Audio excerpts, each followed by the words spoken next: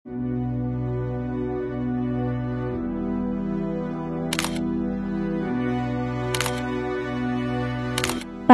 ছাত্র রাজনীতি ইতিহাসে যেমন সংগ্রাম আর ত্যাগ আছে, তেমনি আছে বিতর্ক আর সহিংসতা।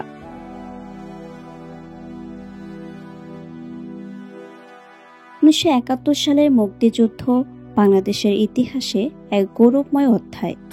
তবে এই সময়ে ইসলামী ছাত্র সংঘ নামে একটি সংগঠনের অনেক কর্মী পাকিস্তানি সেনাদের সহযোগিতার অভিযোগে বিতর্কিত হয়। যুদ্ধ শেষে সেই সংগঠন ভেঙে যায়, কিন্তু এর অনেক প্রাক্তন কর্মী রাজনৈতিক মঞ্চ থেকে পুরোপুরি হারিয়ে যায়নি।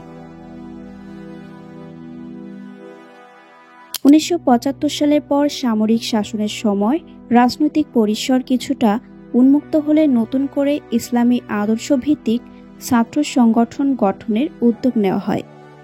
1977 সালের 6 ফেব্রুয়ারি ঢাকার কেন্দ্রীয় জামে মসজিদে আনুষ্ঠানিকভাবে যাত্রা শুরু করে বাংলাদেশ ইসলামী ছাত্র শিবির। প্রতিষ্ঠার সময় উপস্থিত ছিলেন মাত্র কয়েকজন ছাত্রনেতা, কিন্তু তাদের স্বপ্ন ছিল বিশাল একটি ইসলাম ভিত্তিক ছাত্র আন্দোলন গড়ে তোলা। লক্ষ্য ও কাঠামো। শিবিরের প্রতিষ্ঠা ঘোষণায় বলা হয়েছিল, তাদের লক্ষ্য হল আল্লাহর সন্তুষ্টি অর্জন, ইসলামী আদর্শ প্রচার, ছাত্রদের নৈতিক ও চরিত্রগত উন্নয়ন এবং শিক্ষা ও সমাজকে ইসলামীকরণ।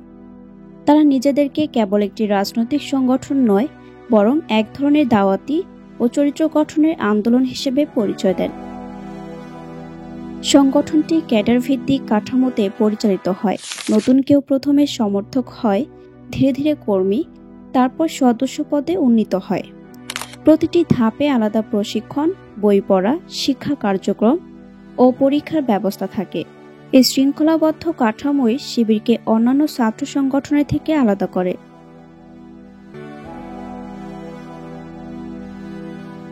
আশির দশক থেকে শিবির দ্রুত বিস্তার লাভ করতে থাকে, বিশেষ করে চট্টগ্রাম বিশ্ববিদ্যালয়, রাজশাহী বিশ্ববিদ্যালয়, ঢাকা বিশ্ববিদ্যালয় সহ দেশে বড় বড় ক্যাম্পাসে তারা নিজেদের শক্ত ঘাঁটি গড়ে তোলে। শিবিরে পরিচিত বাড়ে কয়েকটি কারণে। প্রথমত, তারা শৃঙ্খলাবদ্ধ ও আদর্শভিত্তিক সংগঠন হিসেবে নিজেদের প্রতিষ্ঠা করতে সক্ষম হয়। দ্বিতীয়ত, তারা কেবল রাজনীতিই করে না, বরং সামাজিক কর্মকাণ্ডেও সক্রিয় থাকে, যেমন রক্তদান কর্মসূচি, বৃক্ষরোপণ, বই বিতরণ, দুর্যোগকালে ত্রাণ কার্যক্রম ইত্যাদি।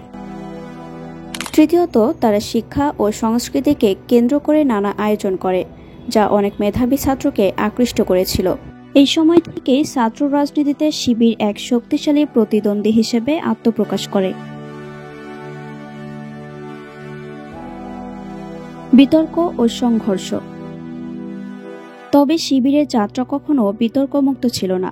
স্বাধীনতার সময় তাদের পূর্বসূরি সংগঠনের ভূমিকাকে ঘিরে সমালোচনা আগেই ছিল।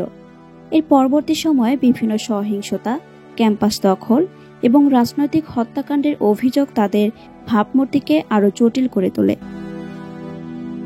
1980 ও 1990 দশকে বহুবার শিবিরকে ক্যাম্পাস সহিংসতার জন্য অভিযুক্ত করা হয়।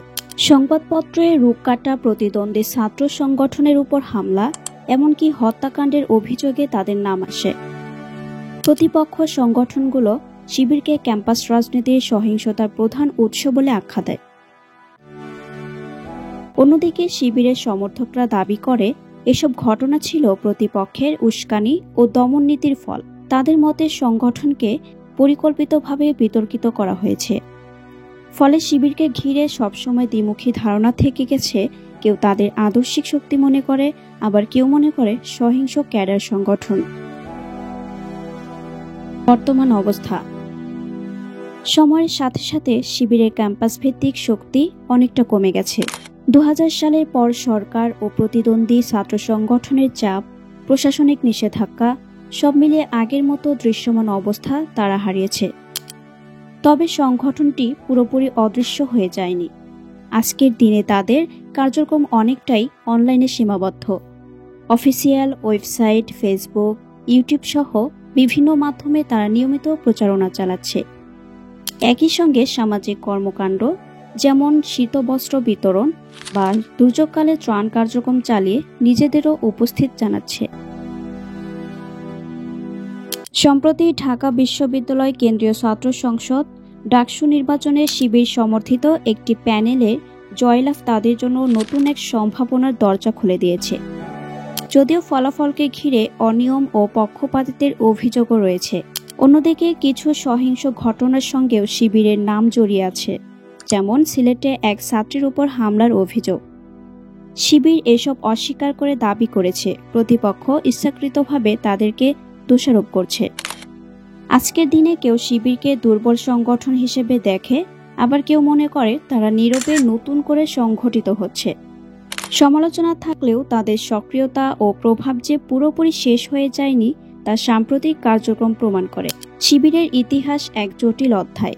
এটি যেমন আদর্শিক সংগ্রাম, চরিত্র গঠন ও সামাজিক উদ্যোগের গল্প, তেমনি এটি সহিংসতা, বিতর্ক ও অভিযোগের ইতিহাস। বাংলাদেশের ছাত্র রাজনীতি বোঝার জন্য শিবিরকে উপেক্ষা করা যায় না। সমর্থন কিংবা বিরোধিতা যে দৃষ্টিকোণ থেকেই দেখা হোক না কেন, শিবির দেশের ছাত্র রাজনীতির এক অবিচ্ছেদ্য অংশ। ভবিষ্যতে তারা কেমন ভূমিকা রাখবে তা নির্ভর করবে দেশের রাজনৈতিক পরিবেশ, ছাত্রদের আগ্রহ এবং সংগঠনের নিজস্ব কৌশলের উপর।